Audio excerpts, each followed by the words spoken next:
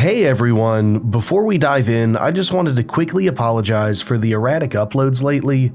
I've been dealing with some health problems, but I'm finally getting back on track. So starting with this video, you can expect regular uploads on Tuesday and Thursday and the occasional compilation on Saturday. This is The Other Side. My name is John. Turn down your lights, get comfortable, and enjoy these scary Appalachian stories. I love you all. Stay till the end. I promise these are going to be great stories. The Hollow-Skinned Man. This story was sent in by a listener who asked to remain anonymous. She says that this is the reason why she never finished her Appalachian Trail through hike. And if her account is true, it's also one of the most terrifying things I've ever read from this region. I had been planning my through hike for years. I saved up vacation days, gear tested every weekend, and mapped out supply drops. For me, the Appalachian Trail was much more than a challenge. It was a lifelong dream. Over 2,000 miles of mountains, rivers, and wilderness. A way to strip down life to nothing but walking, eating, and sleeping under the stars. When I finally set out from Springer Mountain in Georgia, I felt unstoppable. The first few weeks, they were tough. Blisters, sore knees, cold nights, but you know what? I adjusted. By the time I crossed into Virginia, I had my rhythm down. Wake up at dawn, hike 15 to 20 miles, set up camp, and repeat. And then something happened to me that I still can't explain. Something that made me walk off the trail, call my family, and never go back again. It was late May, somewhere near the Grayson Highlands. That's a stretch where wild ponies roam the balds and the fog clings to the ridges. Most hikers love it. They say it's one of the most beautiful sections of the trail. That evening, though, I lingered way too long talking to another hiker at a shelter, and I lost a ton of daylight. I figured it was no big deal. I had my headlamp and I've night hiked before, so I planned to push just a couple extra miles before setting up camp. But almost immediately, something felt wrong. The woods were too quiet. The usual chorus of crickets, frogs, and even owls were gone. The only sound was the crunch of my boots on the trail. And then I faintly heard something else. Footsteps. At first, I told myself it was another hiker behind me. But when I slowed, the sound slowed. When I stopped, the woods went dead silent. That creeping sensation crawled up my spine, that I wasn't alone. I rounded a bend and lifted my headlamp, and that's when I saw it. At the tree line, crouched low to the ground, was what I thought was a man. He was completely naked, knees pulled tight to his chest, arms dangling forward, head was tilted at this unnatural angle, like he was studying me, like he was curious. When the light hit him, I realized it wasn't a normal man. His skin looked wrong. Paper thin, almost translucent, stretched over his bones like wet tracing paper. I could see the suggestion of ribs, the blue-black shadows of veins underneath the skin, and it seemed to shimmer like it was reflecting or absorbing the light, like it couldn't decide what to do in the moment. For a second, I just stared at it, and then it moved. The thing bolted into the woods, low to the ground, impossibly fast. Not like a person running, though, and not even like an animal bounding. It was jerky, too quick, like it had skipped frames of movement, and in the time it took me to gasp, it was gone. I stood there, frozen. I thought I was hallucinating. My heart was pounding so hard, I thought I was going to be sick. My first thought was just get to camp. Just keep moving, pretend that nothing happened. You might just be exhausted. But I wasn't, and it wasn't gone. For the next hour, it shadowed me. I'd catch faint cracks of branches, the hush of brush moving, always off the trail, and always on my right-hand side. A couple of times, when I turned my light quickly, I swear I caught glimpses of it again. Just at the edge of the beam, still crouched to the ground, tilting its head and keeping pace. Then, I made a horrible mistake for any Appalachian Trail hiker. In my panic, I stopped watching for the blazes, the little white rectangles painted on trees that marked the Appalachian Trail. By the time I realized it, the trail had vanished, and it was just me in the dark woods.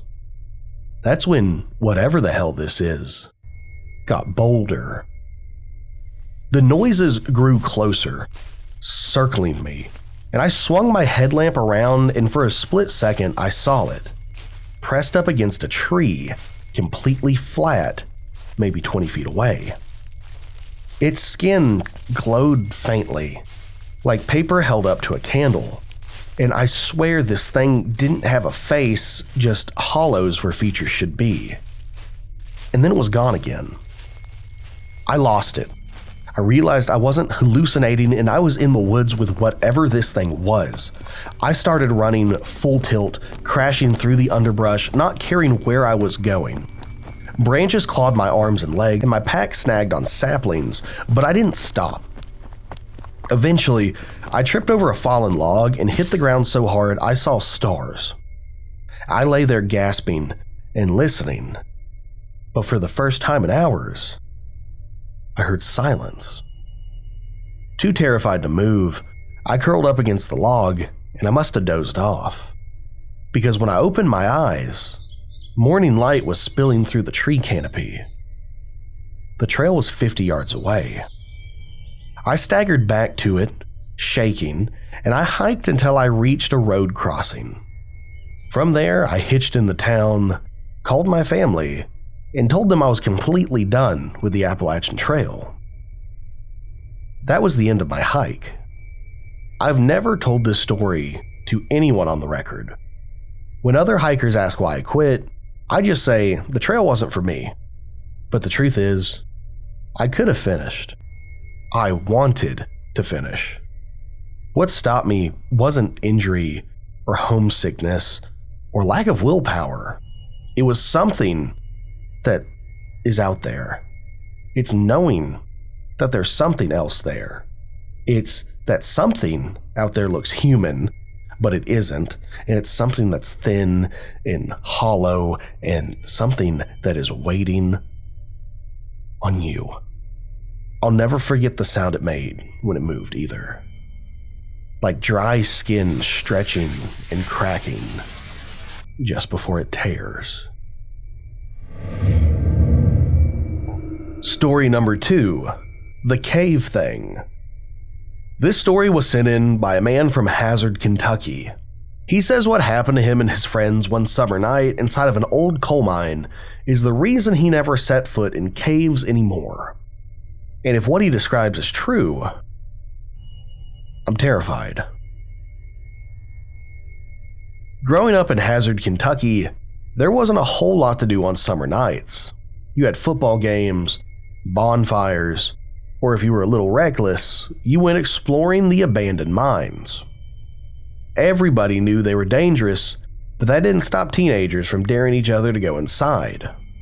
When I was 16, me and 3 of my friends, Mark, Tyler, and Josh, decided we'd check out one of the old mine shafts a couple miles outside of town. It had been sealed for years before, but locals kept prying the boards off the entrance.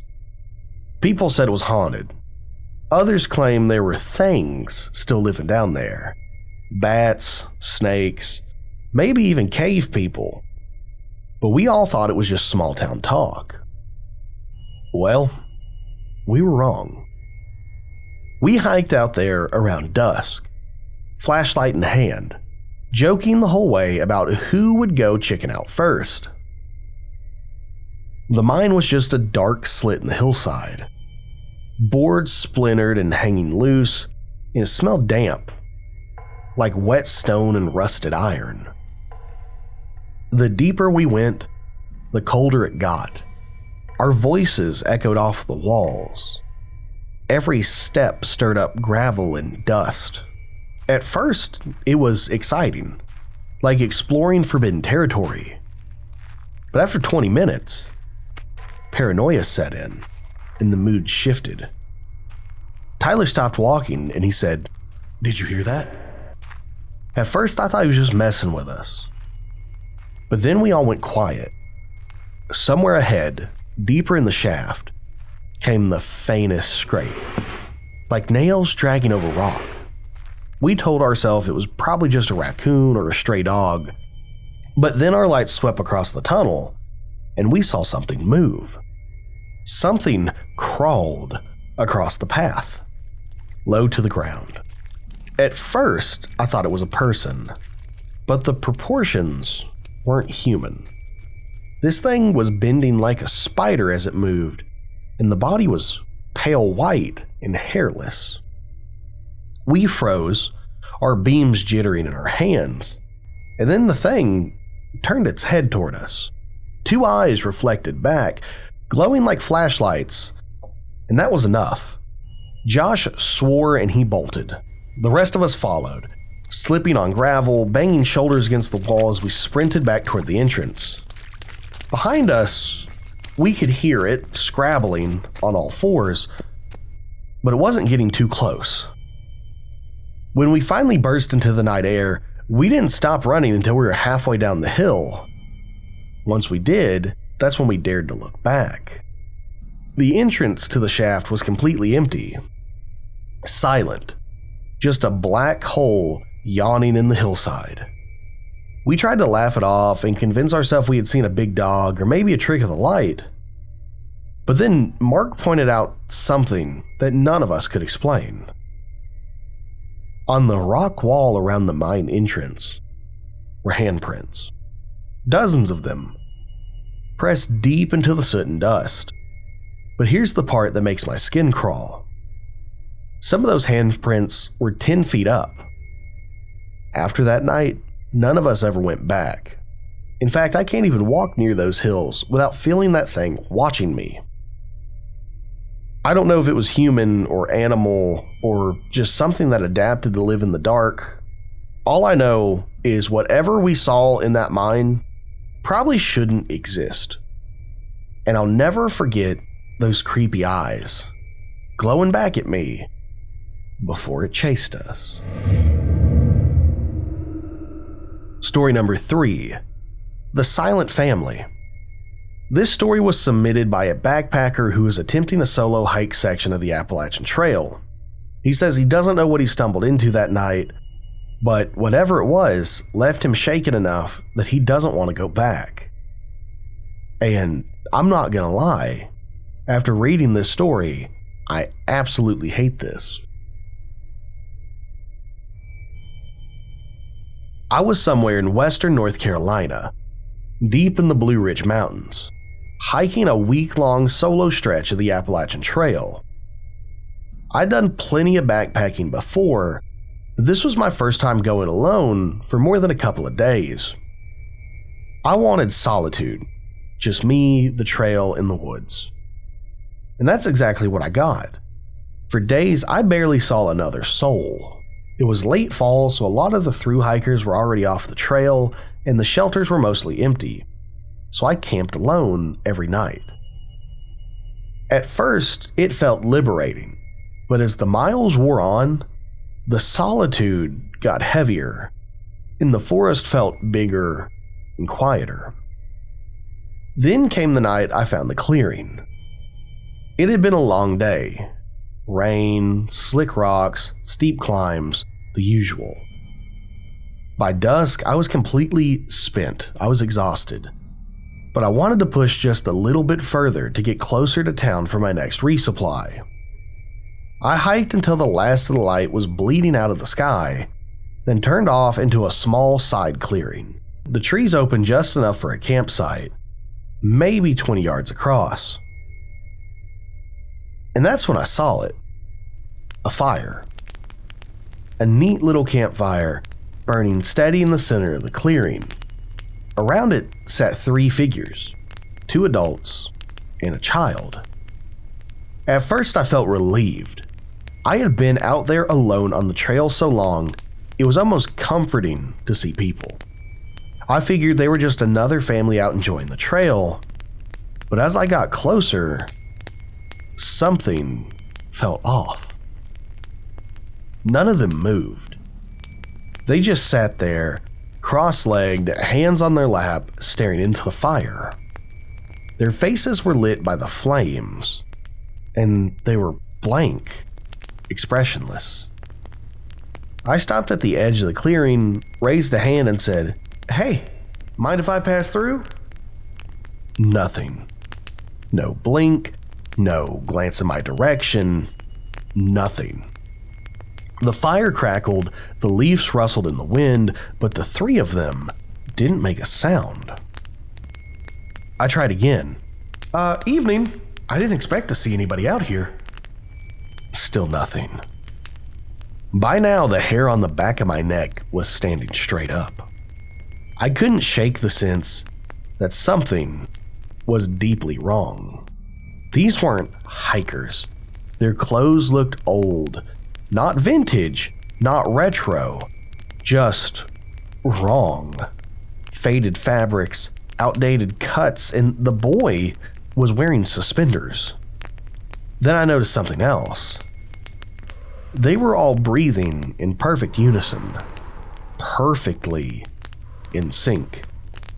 Each chest was rising and falling at the exact same time. It was very robotic. My instincts screamed for me to leave, but my legs felt heavy and I lingered there at the tree line, caught between wanting to bolt and not wanting to turn my back on them. Finally, I muttered, all right then, have a good night, and slowly edged backward. Still not a single head turned toward me, and their eyes stayed locked on the flames. But as I stepped away, the fire seemed to dim. Not fade or sputter out, but dim as though somebody had turned a dial down. Their faces, though, still lit by the glow, stayed perfectly visible, still staring forward, breathing in unison. I didn't camp that night. Okay, I've watched horror movies. Don't want to die first. I walked for hours in the dark, my headlamp bobbing through the trees, my heart pounding in my chest. Every snapped twig made me whip around, and every shadow looked like 3 figures standing just out of sight. Finally, near midnight, I stumbled across a shelter, and I crashed there. I had no more energy left. I was too exhausted to think, but I locked the doorless entryway with my trekking poles, and I barely slept, my ears straining for any sound of footsteps outside. The next morning, I retraced my steps because I needed to know if I had imagined what happened last night or not. When I reached the clearing, the fire was gone. Not extinguished, gone. There was no coal, no ash, no scorch marks on the ground. The clearing was completely undisturbed, like no one had been there at all. But carved into the bark of a nearby tree, fresh and raw, were 3 handprints, perfectly lined up, 2 large, 1 small. And that was my last night on the AT. I told myself I'd go back at one day and finish the section, but I haven't. Every time I picture that clearing, I see their faces, their expressionless faces, locked on a fire, breathing in unison, waiting for something I didn't stick around to find out what it was. All I know is this. Whatever I saw out there, it wasn't a normal family. I don't know what the hell it was. I don't know if it was demons. I don't know if it was the Fae. I don't know if it was a shapeshifter, a Wendigo, or what.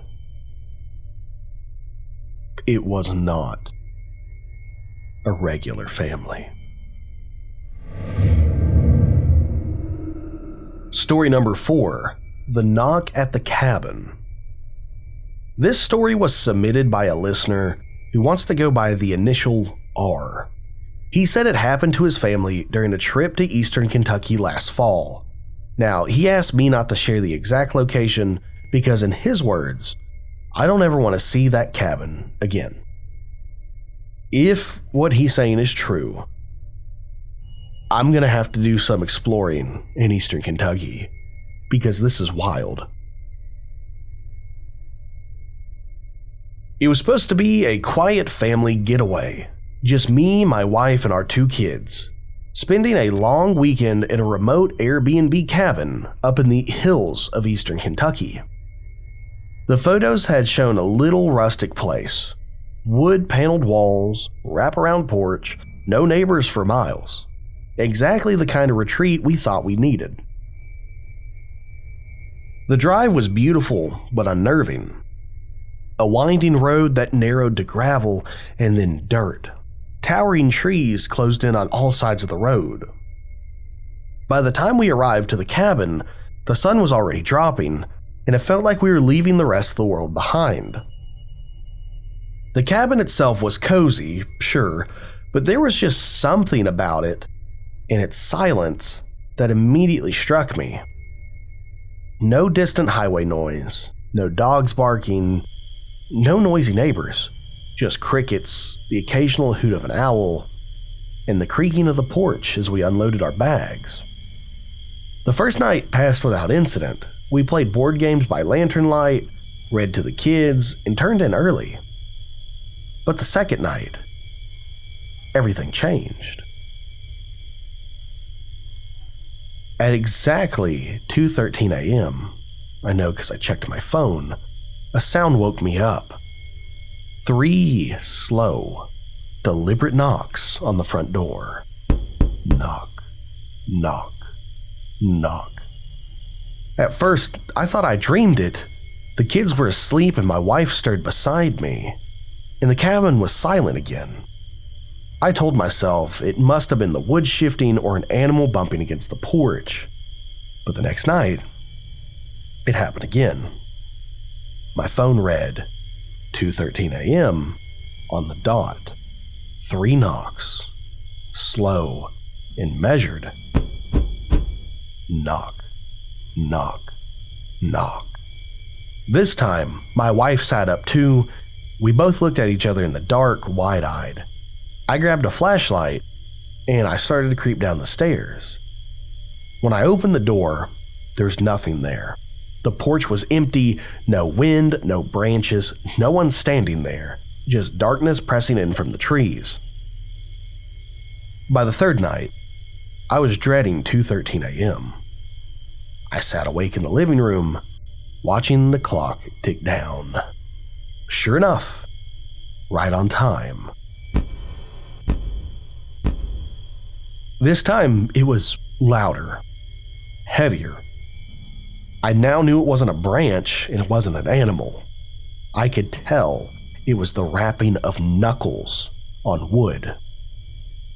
I jumped up, yanked the door open immediately, shining my flashlight into the trees. Nothing. No sound of footsteps running away, no rustling underbrush. The night was still. A little too still, if you ask me. By now, the kids were aware something was happening. They kept asking why Mom and Dad seemed so tired. Why were we whispering at night? Why didn't we want to scare them? So we played it off as, the old cabin's creaking, it's weirding us out. But my wife and I, we knew better. On the 4th night, it happened again. Same time, same 3 knocks. But this time, it was followed by the sound of movement on the porch. The soft creak of floorboards, like somebody was shifting their weight. I didn't open the door. I sat there frozen, clutching the flashlight, my heart hammering in my chest. The knocking didn't come again.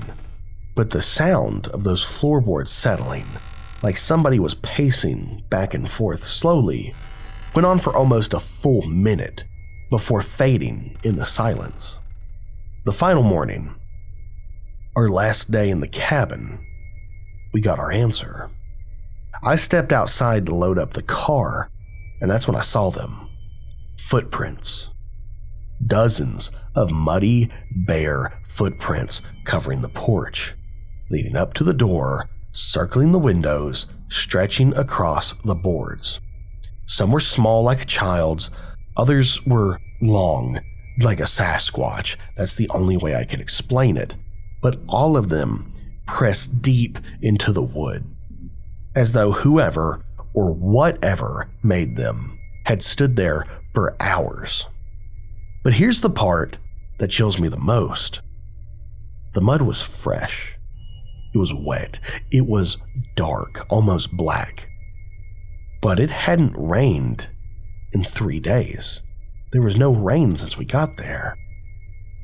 We packed the car in silence and left the cabin. When I asked the host about it later, he swore up and down that there was nobody else on the property. In fact, he said, "There's nobody out there for miles, just y'all." And I want to believe him. I really do. But every night since, when I wake up at 2:13 a.m., I can't help but listen, waiting for that slow, deliberate knock. Story number 5. The Man in the Cornflower Suit. This story comes from an old trucker out of Harlan, Kentucky, who swore up and down that this happened to him back in the 1970s. Now, he told me this story the same way folks tell ghost stories, but the look in his eyes when he said he wasn't joking was very intense. He calls this story The Man in the Cornflower Suit. Truckers swap stories like cards. Long nights on the road, coffee in a greasy diner, CB radios buzzing. You hear everything from UFOs to phantom hitchhikers. Most of it, though, is just tall tales, but every now and then, you get one that sticks with you. This old-timer told me his story started on a 2-lane mountain highway cutting through eastern Kentucky. It was past midnight, he was hauling freight, and the fog was rolling thick across the road. He hadn't seen another car in hours when he spotted him. A man walking on the shoulder of the road. Not unusual, except this man was dressed in a powder blue suit. Cornflower, he called it. Crisp and pressed like he had just stepped out of a wedding reception or walked out of church. What made it stranger was the smile. This broad, almost too wide grin that never moved as the truck headlights swept across him. The trucker slowed a little, uneasy, but he kept driving. Folks walk on highways sometime, no big deal. Except, 10 miles later, he was there again. Same powder blue suit, same slick back hair, same grin, standing in the fog, watching the truck roll by. The trucker figured he must have missed a turnoff and maybe looped back somehow, but he checked his odometer and he checked his map. He was driving straight. He had always been driving straight. 10 miles later, the man was there again. And this time, he was closer to the road, almost in the lane the trucker was driving in. Now the trucker was rattled, he cranked up the CB, trying to race for another driver. But the line was dead quiet. He turned up the radio. Static. He cracked the windows. No crickets, no wind. Just the hum of his own engine and the feeling of being watched. Every 10 miles, the man always appeared. Always ahead of him and always smiling. Sometimes standing, sometimes walking. Once he said the man was perched on the guardrail, dangling his legs like a kid waiting for a bus. As the truck passed, the man tilted his head like he knew the driver personally. By now, the old trucker said his hands were shaking on the wheel. He thought about stopping, but every instinct screamed, "Don't," because if he stopped, he wasn't sure the man in the cornflower suit would stay on the shoulder. So he kept driving. And here's the part that made his voice drop to a whisper when he told it. At mile marker 150, the man wasn't on the side of the road. He was in the lane. Dead center. Standing tall. Smiling wider than ever. Like he had always been waiting. The trucker swerved hard, nearly jackknifing, and when he looked in the rearview mirror, nobody was there. He didn't see the man again that night. He didn't see him on the way back either. But he said anytime he drove down that stretch of road, he'd get this tight feeling in his chest around mile marker 150. Like if he blinked too long, he'd see that powder blue suit in his headlights again. And that was why when he ended the story, he leaned back in his chair and in a low voice, he said, "I don't know what he was, son. A ghost? A trick? Maybe the devil himself. All I know is if you're driving through the mountains at night and you see a man in a cornflower suit smiling at you from the shoulder, don't stop. Don't you ever stop." The Hollow That Never Ends. Now, this story was sent to me by a listener who asked to stay anonymous. He swears that this happened to him and his cousin one November while deer hunting in eastern Kentucky. Now, this is one of the strangest backwood encounters I've ever heard, so let's dive into it. It was late in the season, right before Thanksgiving, when me and my cousin went out hunting near Breathitt County. The woods there were pretty thick. Rolling ridges, hollers that seemed to go on forever, and creeks that twist through the valleys. We'd hunted that area plenty of times before, but this trip, this was different. That morning, we had tracked a big buck across the ridge. We followed its prints through patches of frost and fallen leaves. The tracks led us down into a holler that we didn't recognize. At first, that wasn't surprising. Kentucky woods can feel endless some days, and even local hunters get turned around sometimes. But the deeper we went, the quieter it got. Now, the holler itself was very strange. Okay, it was narrow with a deep wall on either side that funneled us forward. The ground was damp and soft like it had just rained there, and everywhere we looked, there were vines twisting across the trees, knotted and tangled like old ropes. But as we walked, we didn't hear squirrels, we didn't hear birds, not even the wind moving through the branches.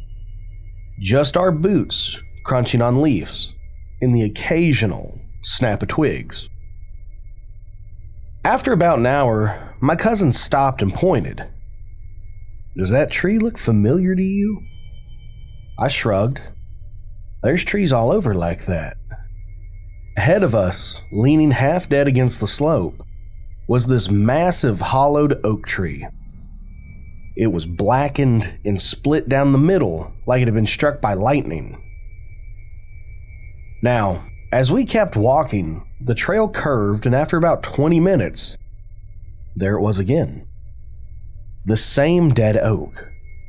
Same hollow trunk. Same burnt, lightning-struck outer shell, and the same twisted branches. We laughed it off at first.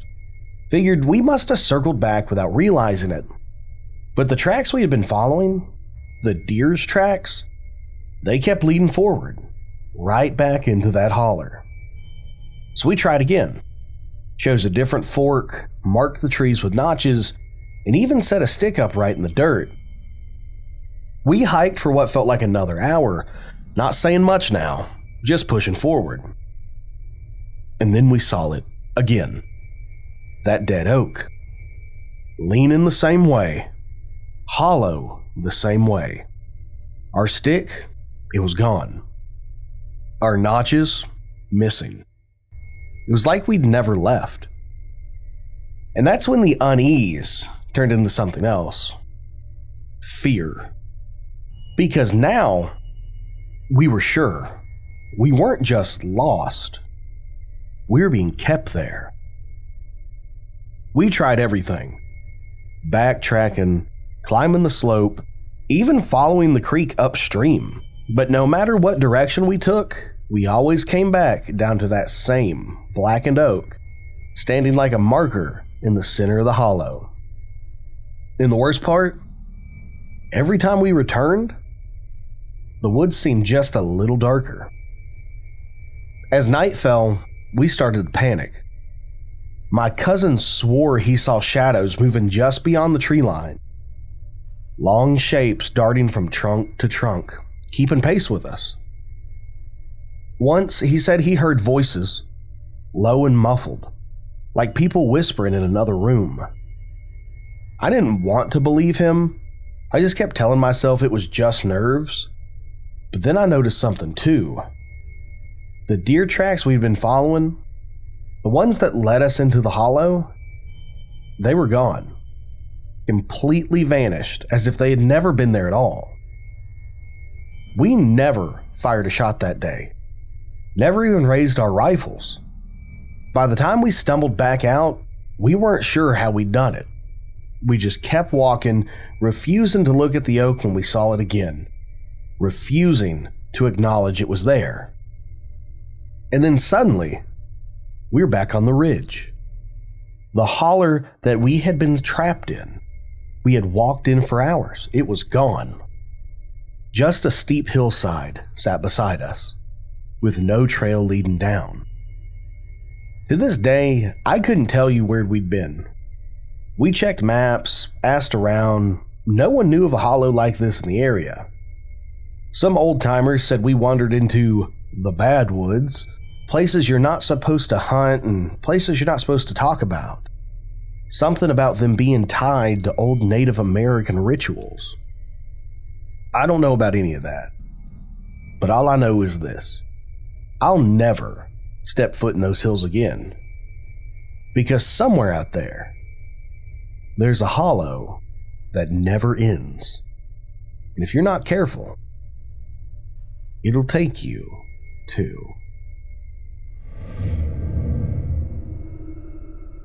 Story number 2, The Black Dog of Breathitt County. This story was submitted by a listener named Jay. He says it happened on a back road outside of Jackson, Kentucky, but he later found out he wasn't the only one to see it. Now, this account, it ties into one of the oldest and darkest pieces of mountain folklore, the Black Dog. I was driving home late one night, coming down Kentucky 15 through Breathitt County. It was cold, mid-December, and the fog was rolling low across the pavement. I'd driven that stretch plenty of times before, and I knew every bend and drop. But that night, something felt off. The woods seemed to loom on both sides. It just felt heavier. My headlights cut through a thick fog, but the beams only reached a few feet ahead before it felt like they vanished. And that's when I saw it. A massive black dog standing right in the middle of the road.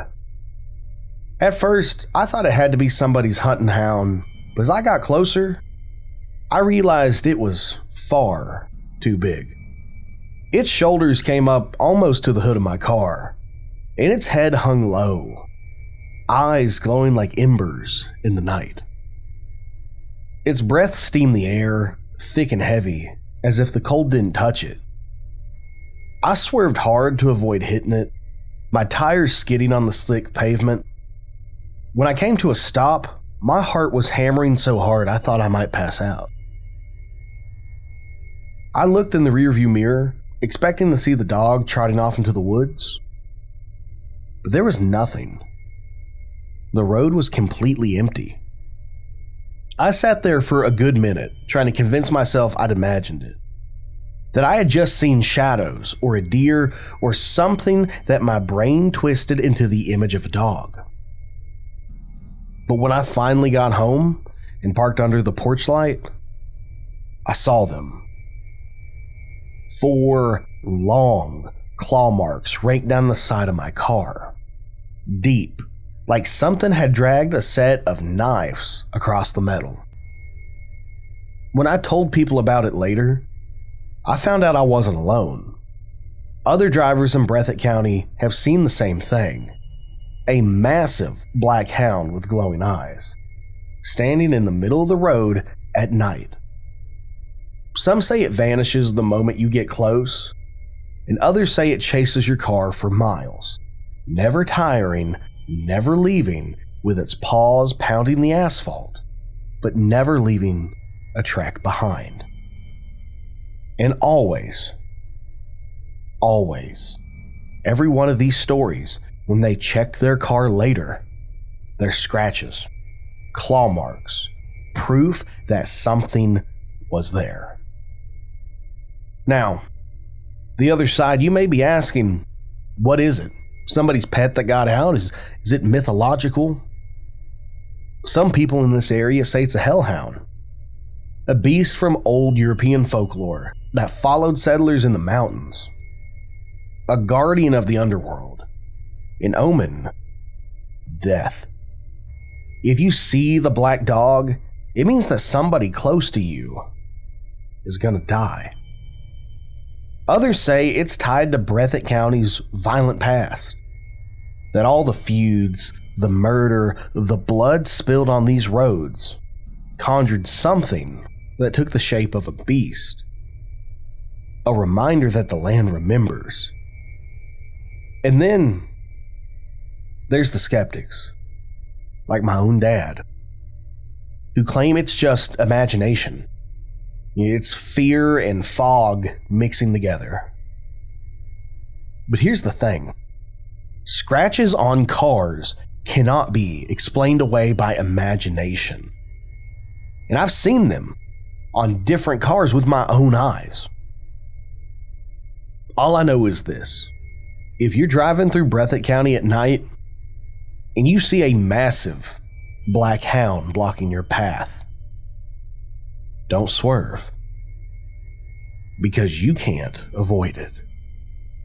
The black dog always leaves its mark. The Singing Mountains. Now, this isn't exactly a listener story. It's more of a hand-me-down tale, the kind of thing folks in eastern Kentucky whisper about but don't like to dwell on. Now, I remember first hearing this story as a little kid in my elementary school library. We were talking about folklore. And I even think I talked to my grandfather about it. And again, this was always just like a ghost story. But I'll admit this much. There were some nights, even some nights recently, hanging out with people outside. Kind of sounds like you do hear singing. They say it started with 2 brothers, miners who worked in one of the smaller coal seams outside of Hazard, Kentucky. Hard men, used to the dark, used to the long shifts underground.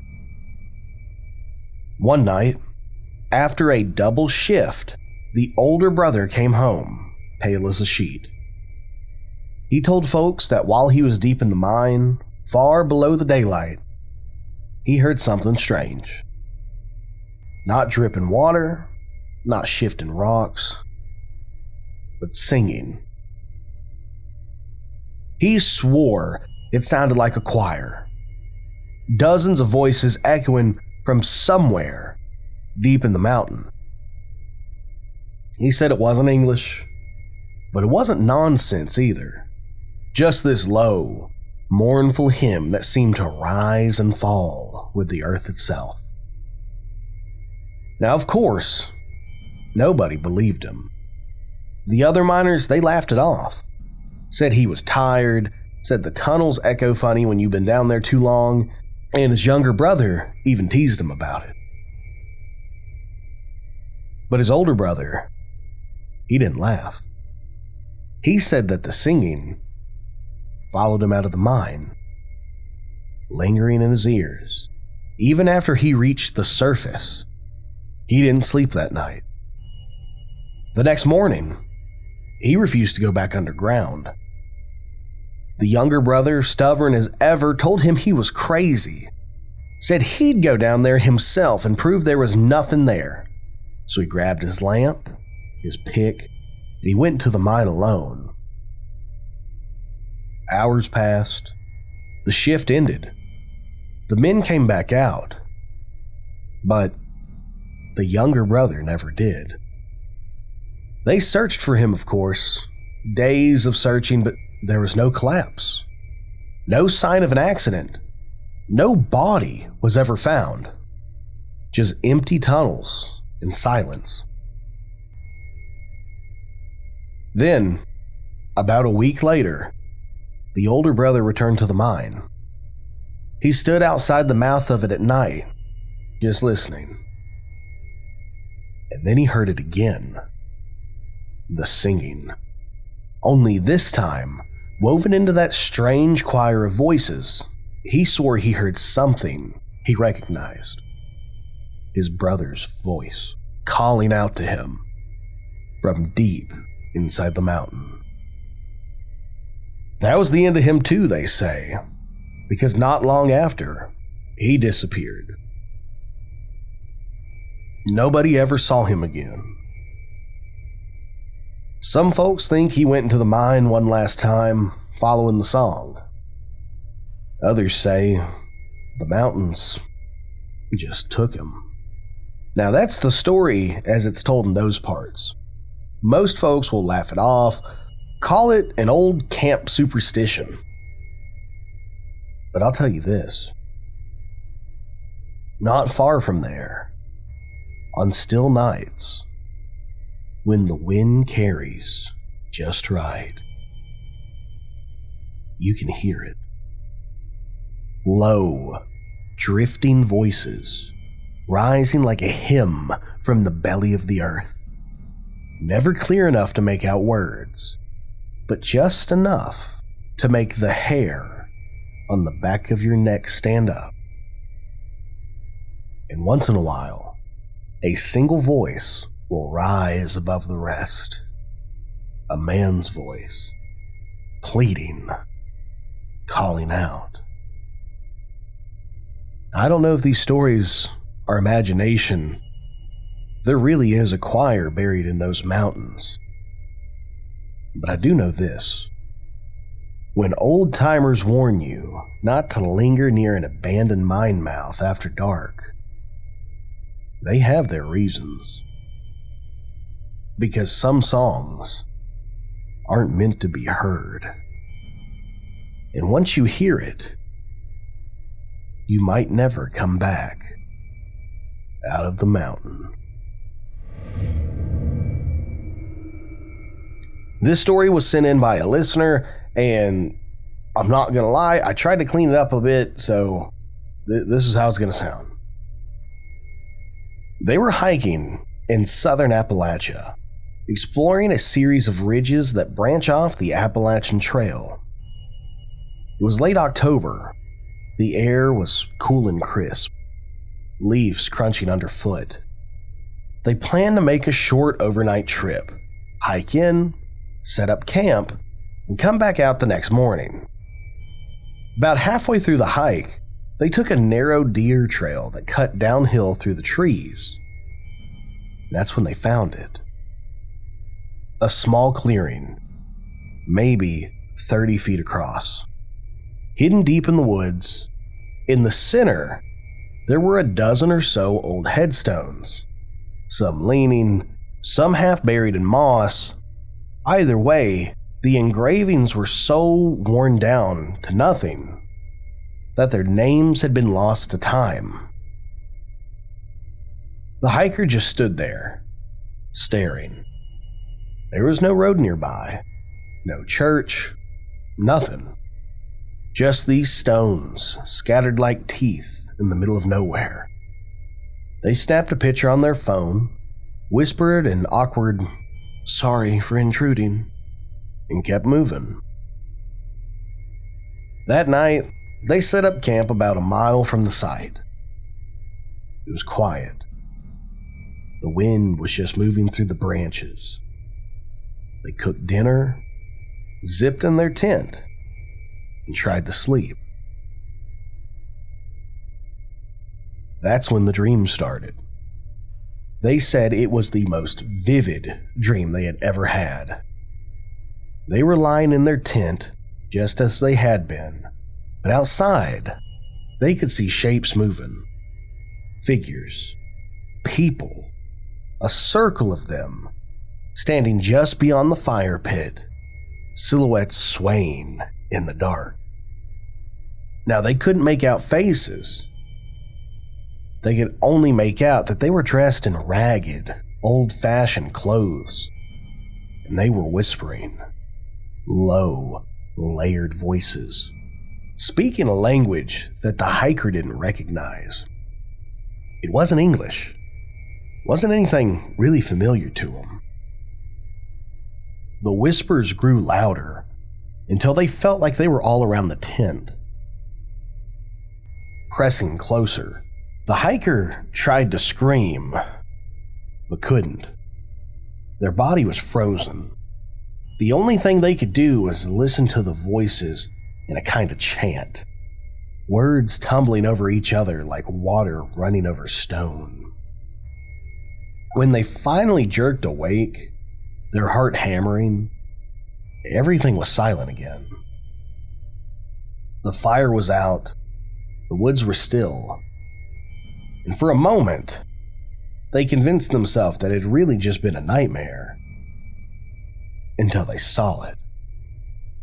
They claim that all around their tent, in the soft dirt and the fallen leaves, were footprints. Some large, some small, but they had circled the tent again and again. The ground was covered in these footprints. They broke camp at dawn and practically ran back to the trailhead. Now, out of all of their story, here's the main detail that stuck with me. When they checked their phone later, the photo they had taken of the graveyard was gone. Every other picture from the trip was there, but that one, it was deleted. They've never been able to shake the feeling that they didn't just dream those figures, that somehow the forgotten dead from that little patch of forest had followed them, spoken to them, and even marked them in some way. Now here's the weird part that I know. Kentucky is full of these little graveyards. Family plots from the 1800s, long abandoned as towns moved or died out. People say if you disturb them, even accidentally, you're disturbing the dead themselves. Some locals believe the spirits whisper in the voices of the living, trying to lure you deeper in the woods. Others claim it's not ghost at all, but something older. Guardians of the land who don't take kindly to trespassers. Now, whatever those figures were that night, the hiker told me one last thing. When I left the trail that morning, I promised myself I would never go back to that holler. And I've kept that promise because I don't think they wanted me there, but I also don't think they wanted me to leave either. And our very last story is the cabin window. Now, this story happened about 10 years ago in a remote part of Appalachia, around 50 miles from the nearest town. So the person who sent in the story, he had rented a little hunting cabin for the weekend, just a quiet retreat to himself.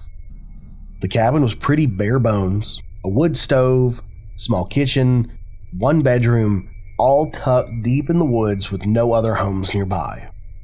It's the kind of place where your cell phone loses service the moment you turn off a country road. The first night, around 2 a.m., he was jolted awake by a faint tapping sound. Now, at first he thought it was tree branches or the wind brushing the windows, but when he sat up, he realized the trees weren't close enough to the cabin, so he shrugged it off and went back to bed. The second night, it happened again. Tap, tap, tap, tap, tap, tap. Like slow, deliberate fingertips on glass. He got up, walked over to the window with a flashlight, swept the beam outside, and saw nothing. Just the dark wall of trees surrounding the cabin. He was pretty on edge. So by the third night, he left a lantern burning and set his flashlight right by the bed. Sure enough, same time of night comes around and he's startled again. Tap, tap, tap. Something was tapping on the glass. This time, though, when he whipped his head toward the window, there was a face. Pale, expressionless, except for a wide grin that was almost too big for the head it was on. The figure was pressed so close to the glass that the condensation from its breath fogged up the pane. He dropped the flashlight in shock, and by the time he scrambled to shine it back on the window, the face was gone and the forest outside was still. He didn't sleep the rest of the night. At dawn, he packed his bags and left the cabin behind. But that image, the pale, grinning face, stuck with him for years. Now, a few summers later, he and a couple buddies decided to rent the same cabin again for a weekend hunting trip. He hadn't told them about what happened. He figured maybe it was exhaustion or he imagined it. Either way, he didn't want to look crazy. The second night, though, while sitting around the fire, one of his friends came back from inside, looking pale as a sheet. He said, "There's someone outside, right at the window, just staring at us." They rushed over with flashlights, yanked the door open, and ran outside, only to find the porch and the yard completely empty. Not a sound in the trees. Now, the next morning, while they were leaving, one of them noticed something on the side of the cabin. A handprint. Not muddy or bloody, just the perfect impression of a hand smeared into the condensation of the glass. The weirdest part? It was higher up than any of them could have reached without a ladder. He told me it was the last time he ever went back to that part of Kentucky.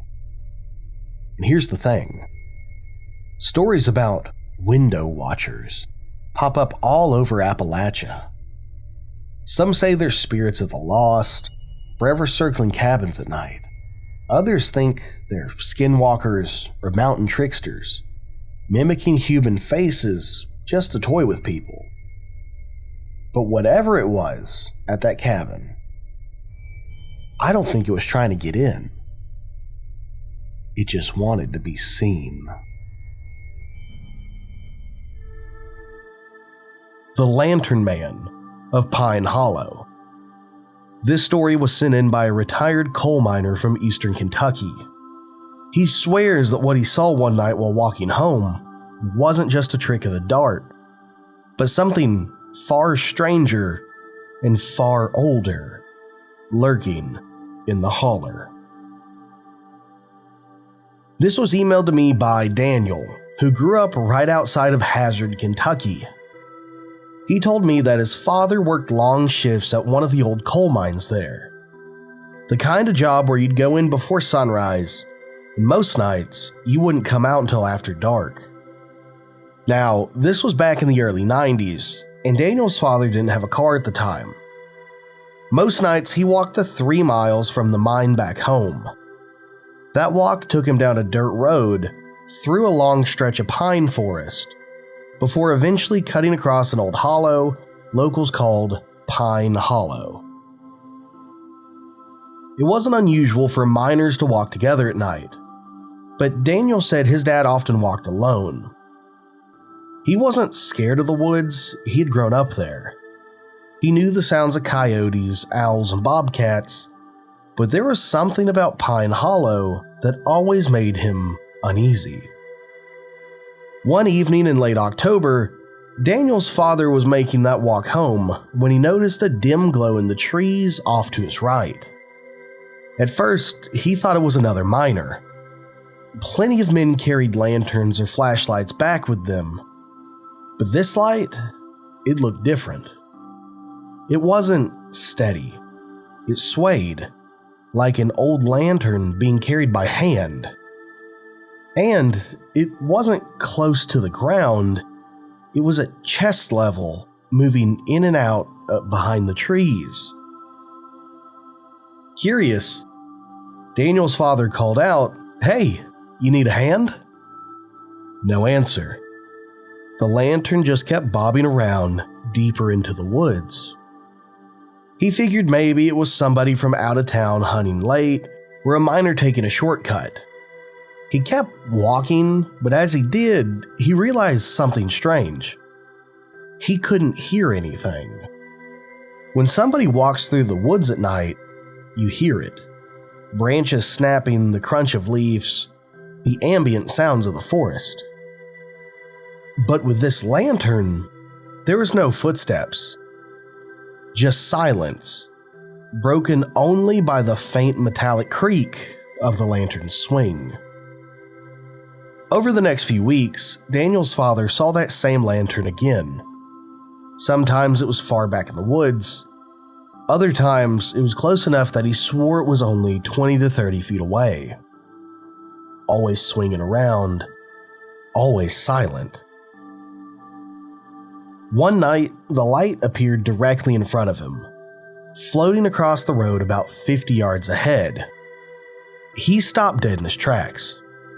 He expected to see a man carrying it, maybe crossing from one trail to another. But the lantern just glided smoothly from one side of the road to the other, and then it blinked out like somebody had snuffed the flame. He stood there for nearly 10 minutes, heart pounding, waiting for something else to happen, but the woods stayed silent. After that, Daniel's father changed his route. He'd take longer paths home just to avoid Pine Hollow. But sometimes, even on the new route, the light would appear, always near that hollow, always bobbing just out of reach. The scariest encounter happened about a year later. Daniel's father was walking home in the dead of winter, and the cold air was biting at his face. That's when he saw the lantern again. This time, though, it wasn't deep in the trees. It was right beside the road. He froze. The lantern was swaying slowly, casting just enough of a glow that he could see the outline of the trees around it, but there was no person holding it. The handle, the chain, the flames, they were all visible, but nothing else. And then the lantern stopped swinging. It turned very deliberately so that the flame faced him. Daniel's father said at that moment every hair on his body stood up. He didn't wait around to see what would happen next. He bolted, sprinting down the road in the snow until he was out of the hollow. When he finally looked back, the light was gone. Years later, Daniel asked his dad if he ever figured out what it was, and his father just shook his head and said, Some things in these hills you don't chase, and you don't ask about. You just keep walking. But Daniel did some digging of his own. He found old newspaper clippings about a mine collapse in Pine Hollow in the 1920s. Several men died underground, but one name came up again and again: Ezekiel Harper, a foreman who was last seen carrying his lantern into the mine to check for survivors. His body was never recovered.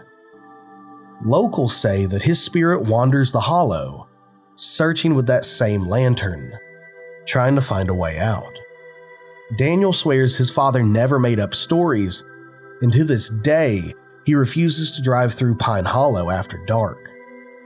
Whether it was a ghostly miner still searching for his home, or something else entirely, one thing's for certain.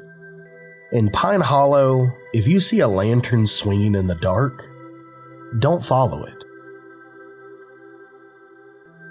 The Woman on Cumberland Falls Bridge. This story came from a man driving home late at night near Cumberland Falls State Park. He says it was the most terrifying encounter of his life. And to this day, he won't drive across that bridge after dark. This was sent in by Aaron, who grew up near Corbin, Kentucky, not far from Cumberland Falls State Park. If you've ever been there, I can vouch for it. It's one of the most beautiful spots in the state. Dense forest, winding mountain roads, and of course, Cumberland Falls itself. Locals call it the Niagara of the South, and you have no idea what I'm talking about. There's literally a model of it in Red Dead Redemption 2. But there's another thing Cumberland Falls is known for: strange stories. There's ghost sightings, UFO reports, mysterious disappearances, creatures in the woods. I could go on and on. There's even an abandoned theme park. And in Aaron's case, a terrifying late-night encounter on a bridge that crosses over the Cumberland River. It was the fall of 2006. Aaron was driving home after visiting a friend in Williamsburg. It was late, close to midnight, and the road through the park was nearly empty. He remembers rolling down the windows, listening to the sound of the river in the distance. The air smelled like wet leaves, and a thin fog was starting to roll across the road. As he approached the bridge, Aaron slowed down. It was an old, narrow bridge with steel beams that always made him a little uneasy. The headlights cut through the fog, lighting up the span ahead, when he saw her. Standing dead center in the road was a woman in a long, white dress. Her hair was dark, tangled, and hanging over her face. Aaron slammed the brakes and swerved hard to the left, his tires screeching against the damp pavement. His heart leapt to his throat. He was sure that he had just hit this woman. His car came to a stop about halfway across the bridge. Breathing heavily with his hands shaking, he looked in the rearview mirror. There was nothing. The road behind him was empty. Confused, he got out of the car. The cool night air hit him instantly, and he called out, "Hey, are you okay?" But his voice, it just echoed off the water below. There was nobody on this bridge with Aaron. Shaken, Aaron climbed back into the driver's seat, and that's when he noticed something that made his stomach drop. On the windshield, right in front of him, were muddy handprints. Not streaks like a branch had brushed against the glass. These were distinct, with fingers and palms pressed firmly into the glass. It was too high up to be his, and too wide to be mistaken for anything else. And worse, the prints weren't sliding down like somebody was leaning on the car. They were angled upward, like whoever had left them had been trying to pull themselves in through the window. Aaron panicked, and he floored the accelerator, and he didn't stop till he reached a gas station near Corbin. Under the bright fluorescent lights, he checked the car again. The handprints were still there, clear as day. He grabbed a paper towel and tried to wipe them off, but the prints wouldn't even smudge. They weren't dirt or grease or anything physical he could clean away. They were almost like a stain inside the glass itself. He ended up driving home, and by morning when he checked, the handprints were gone. Aaron eventually told his story to some locals, expecting them to laugh. But instead, one of the older men nodded and said, "You saw the woman." He explained that for decades, drivers had reported seeing a ghostly woman on the Cumberland Falls Bridge. The legend goes, in the 1930s, a young woman was supposed to meet her lover there to elope. He never showed up. Heartbroken, she jumped from the bridge into the rushing river below and was never seen again. Since then, people say her spirit lingers, appearing on the road, stepping in front of cars, or leaving wet handprints behind. Some even claim to have picked her up, only to vanish before reaching town. Aaron swears he wasn't tired and he wasn't drinking, he wasn't imagining things that night. And to this day, he won't drive that road after dark. Now, whether this woman is a restless spirit searching for a man who left her behind, or something much darker, using her image to lure people off the road, one thing is for certain. If you cross the bridge at Cumberland Falls, and you see a woman in white standing in the fog, don't stop. Voices in the fog. A couple camping in the Blue Ridge Mountains sit in the story. They thought they were alone until the fog rolled in. And then voices started to call their name. They said it changed how they look at the woods forever. In the summer of 2014, Eli and Rachel decided to take a weekend trip to the Blue Ridge Mountains in North Carolina. They were both teachers on break, loved hiking, and thought a quiet camping trip would be the perfect escape. They packed a tent, sleeping bags, lanterns, a couple days worth of food, everything you would need, and they drove out to a remote campground not far from Mount Mitchell. It was a place known for its sweeping views and quiet trails, but also for how quickly the weather could change. Locals always warned, in the Blue Ridge, the fog rolls in fast. At first, it was perfect. The first night they cooked over a fire, listened to crickets, and talked until the flames died down. By midnight, they zipped themselves into the tent and had a safe, comfortable night alone in the wilderness. Or so they thought. Around 3 a.m, Eli woke up to a strange sound outside of his tent. At first, he thought it was just the wind through the trees, but when he sat up, he realized it was something else entirely. It was voices. It was faint whispering, carried on the air. He shook Rachel awake, and the two of them listened. The voices weren't clear enough to make out words, but there was definitely more than one now. A low murmur that was slowly moving around the tent. And then the fog rolled in. A thick, heavy, almost unnatural fog. The kind that muffles every sound and makes the air feel close and damp. They couldn't see it yet, but from inside the tent they could feel the air around them getting colder, wetter, and the whispering, it grew sharper. And then for the first time, they heard it. Their names. Eli. Rachel. Eli. Rachel. It was soft, and it was drawn out, as if it was spoken right against the fabric of the tent. Terrified, Eli reached for a flashlight and unzipped the flap just a few inches. All he saw was white. The fog was so dense he couldn't even make out the fire pit that they had been using earlier. It was like opening the tent into a void. The voices were louder now, circling the tent, sometimes close, sometimes far, but never in one place for long.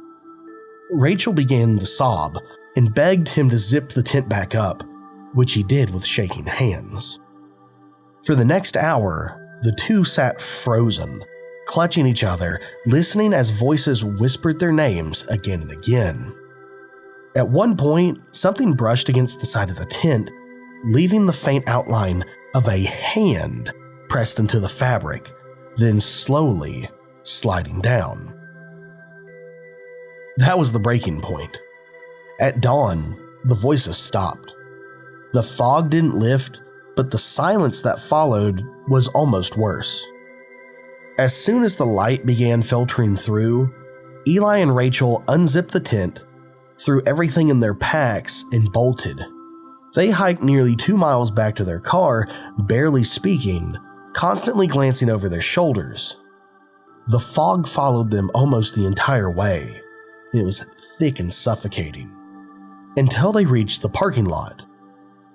When they finally shut the car doors, the air outside was suddenly clear. Just like that, the fog had vanished. When they got back to town, they told a park ranger what had happened. He didn't laugh and he didn't act surprised.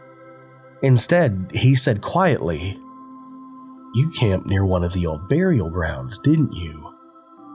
He explained that scattered through the Blue Ridge are unmarked graves, remnants of old settlements, accidents, and even massacres from centuries past. Locals believe the fog itself carries the spirits of the dead, searching, calling out to the living for help. Most people never hear them, but sometimes, according to local lore, if you camp in the wrong place at the wrong time, the voices know you by name.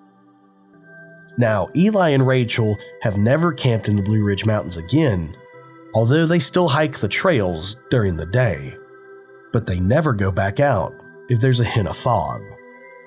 Because in the mountains, when the mist closes in, when the voices start whispering your name, you don't know if you're being called or being claimed. The Red-Eye Watcher. This story was submitted by a hunter from eastern Kentucky.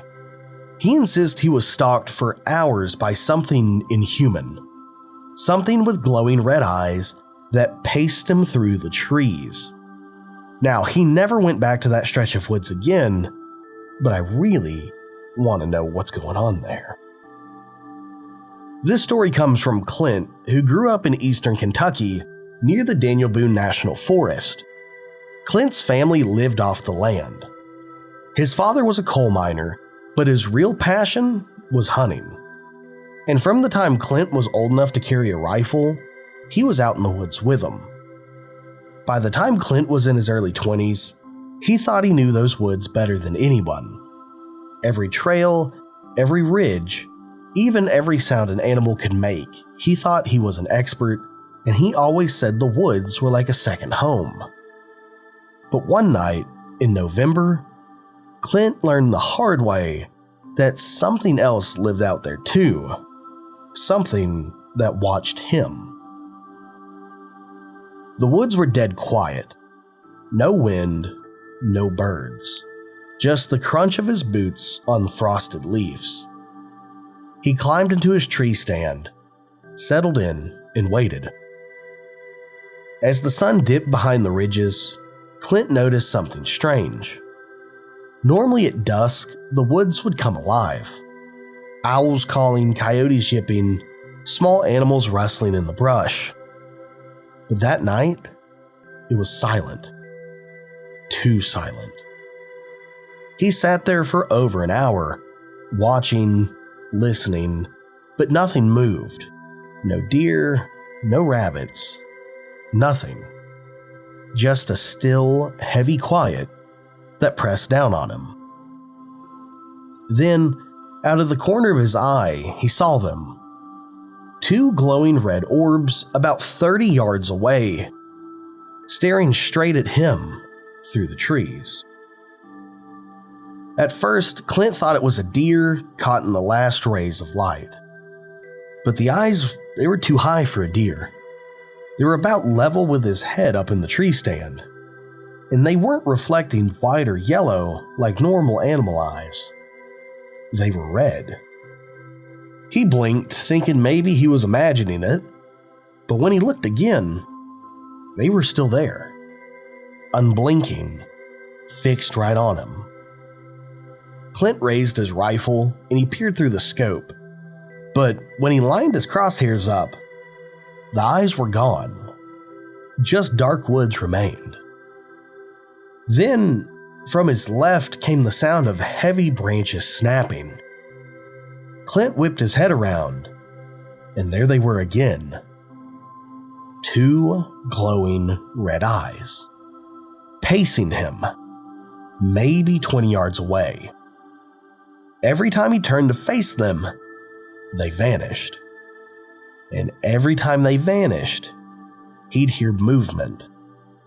Slow, deliberate footsteps in the underbrush, circling under his stand.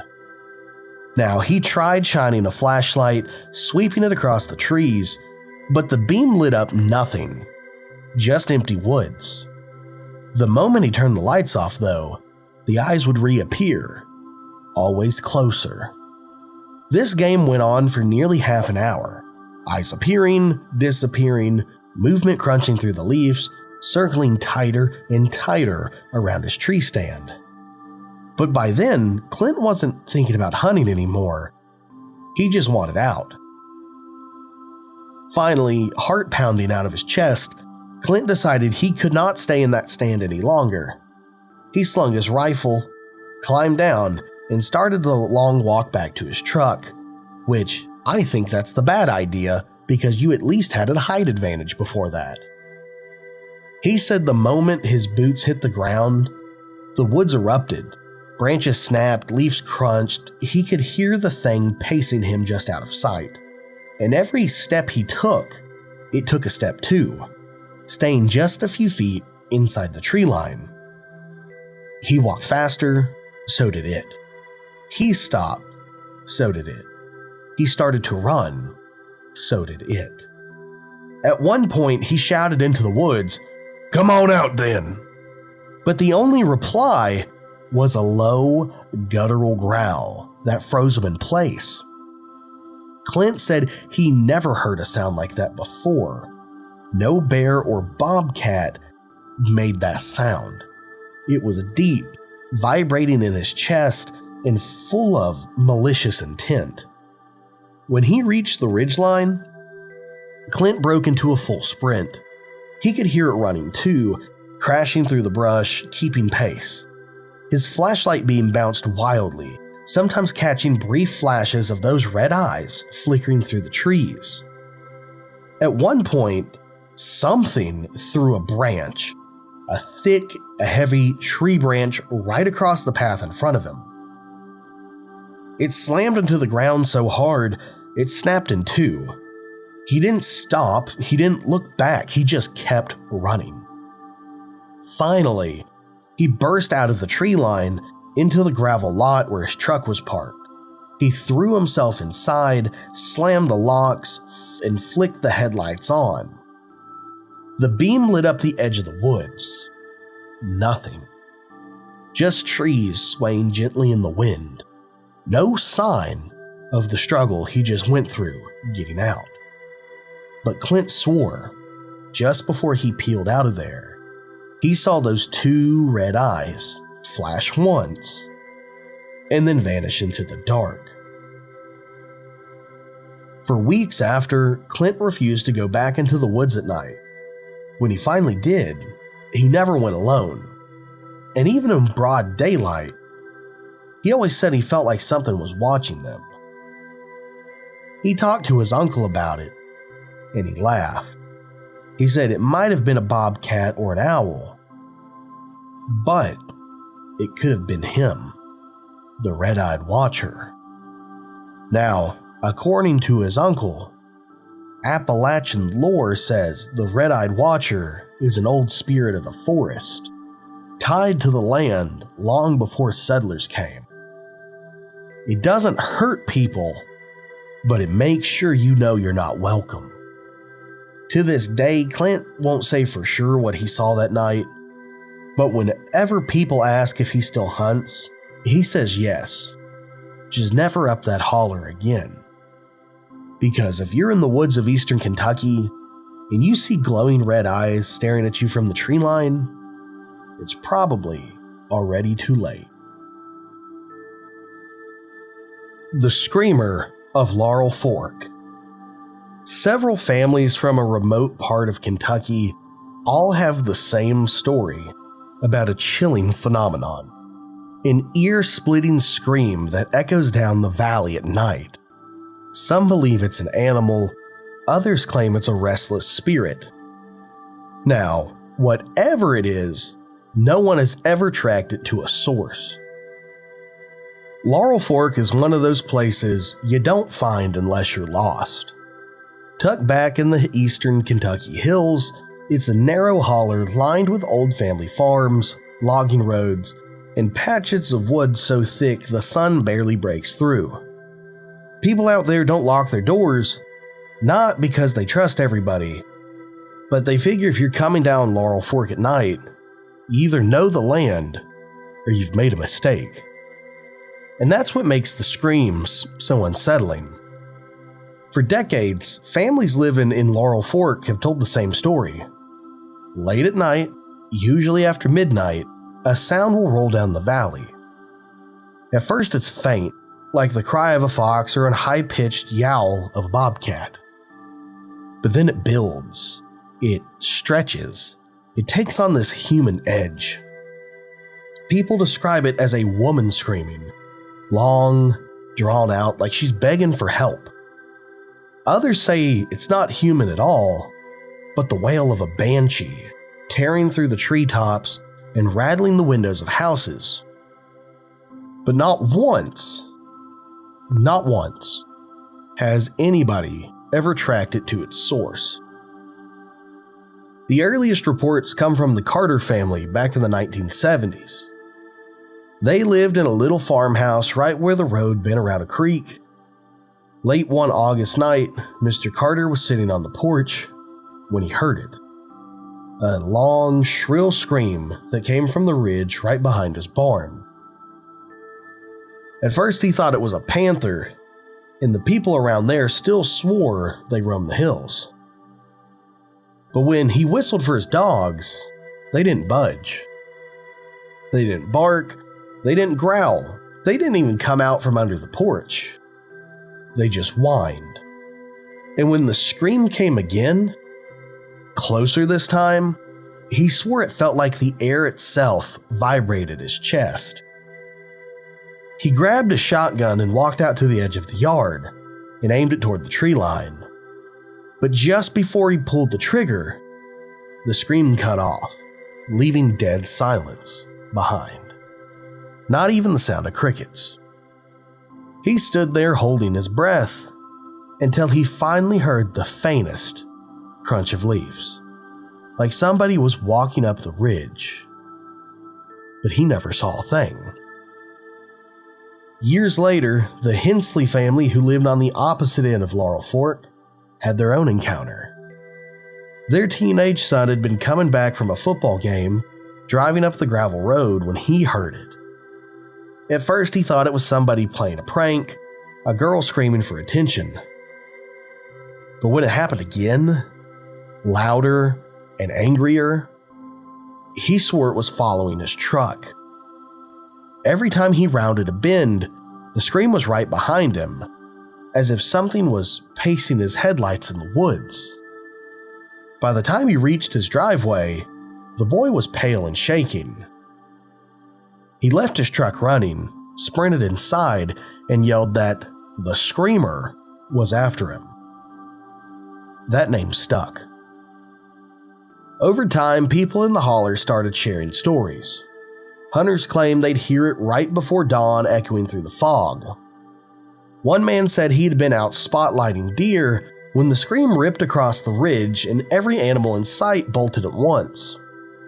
Another woman swore she heard it calling her name, stretched out and distorted as if the woods themselves were mocking her. Skeptics, of course, had explanations. They said it was just a bobcat or maybe a mountain lion, but some people thought it might have been a vixen fox, which can make noises that sound eerily like a woman crying. But the people who heard the screamer will tell you those animals don't follow you. They don't scream for hours, circling the same holler night after night. Now, there's one more detail that makes this story stranger. In the 1930s, long before these reports, there was a small coal camp near Laurel Fork. It's not there anymore. Most of it rotted away or got swallowed up by the forest. But back then, it was a tight-knit community. According to local lore, a young woman went missing one evening after fetching water from the creek. Neighbors heard a terrible scream coming from the ridge, but by the time they went out to search, she was gone. Her body was never found. Some believe she had ran off. Others thought she had fallen into an abandoned mine shaft. But older folks in Laurel Fork will look you in the eye and tell you that was the night the screamer was born. The most chilling part, to this day, the screamer is still heard. As recently as last year, campers near the head of the holler reported being woke up at 2 a.m. to this piercing wail that rolled across the valley like thunder. They thought it was another camper playing a joke until they realized they were the only ones out there. Now, locals will tell you, if you spend enough nights in Laurel Fork, you'll hear it too. And when you do, the advice is simple. Don't follow it. Don't step off your porch. Don't walk into the woods. Don't even call out to it. Because whatever the hell is out there making that sound, whether it's a mountain cat, a restless spirit, or something else entirely, it's not looking for help. It's looking for you. That is all we have for this video. If you stayed till the end, please don't forget to like, subscribe, and hype the video. Shoot me an email with your stories. I genuinely appreciate all of the support I get. Again, I apologize for the erratic upload schedule. I'm trying to not become a corpse with everything that's going on, so as long as I'm alive, I'm going to try to crank out videos. So hopefully they stay coming. Either way, if you stayed this long, I love you. I appreciate you. Thank you all so much. Drop a comment down below letting me know if you've ever seen a man in a cornflower suit. Because honestly, that's the story that gave me goosebumps the most. Just phantom hitchhikers. It takes me back to the Twilight Zone episode. It's classic American folklore. We had a place like that where I'm from called Booger Mountain, where you'd see phantom hitchhikers. So was immediately invested when I read it. Anyway, love you all. Bye. Perfect.